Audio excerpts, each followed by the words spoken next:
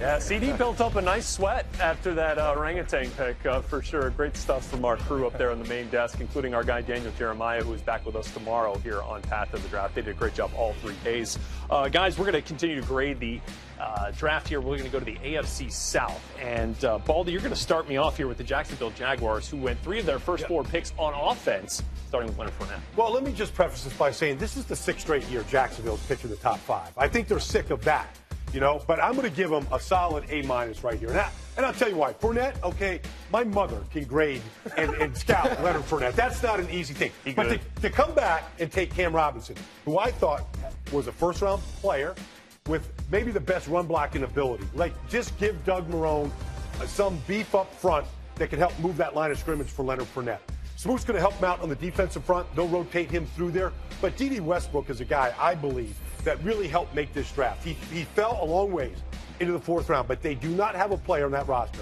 And no offense to Robinson or Hearns, but this guy runs like nobody else there. He's going to really help that offense. Yeah, and really making a commitment to that run game, as Tom Coughlin said they would in the months leading up to the draft. Bucky, you know what? I want to get your grade on the Colts draft here, but first let's see what the orangutan had to say.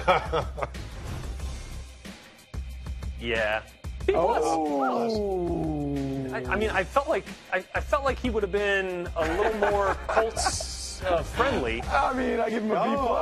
And I give him a B+ because I thought their execution of trying to improve that secondary was critical. Malik Hooker gives him an over-top center field safety, someone that can take the ball away. I love his instincts and awareness. Even though he hasn't played the game for a long time, it's rare that you can find someone that can take the ball away like that. And then to come back and get Quincy Wilson, a big corner, someone that can go opposite Vontae Davis, that can press and line up and do some of the things that they want to do in that defense. They want to play man, single high coverage. They got 2 guys that are perfect fits.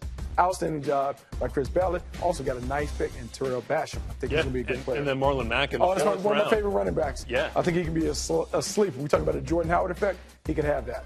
Let's move on to the Tennessee Titans with the most picks in this division with 9. And it may not have been the way we expected, but they got a playmaker on the perimeter with their first 2 first-rounders, Paul. I'm impressed by John Robinson and what they're doing in Tennessee. I mean, look, if you like Corey Davis, your best receiver, even if it's a little early, you go get him. And they did.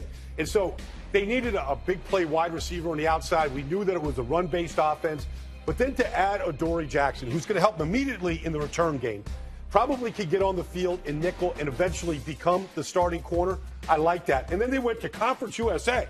Taywan Taylor and Jonnu Smith here at FIU. I just think 2 really productive players in all 4 years that they played have played at a high level. You look at him, Taylor against Alabama, against LSU, he looked like he belonged. And so I think they add a couple more weapons there to this offense that continues to kind of grow around Marcus Mariota. And Bucky, as we wrap this thing up with the AFC South champs from a year ago, I mean, this draft is going to be judged largely on the trade for Deshaun. Yeah, it's all going to be about Deshaun Watson, and I give him a B for their efforts. They went up and got the franchise quarterback they thought was the best fit, and I believe he is the best fit for this situation. He was the most experienced player. He's the one that performed the best on the biggest stages.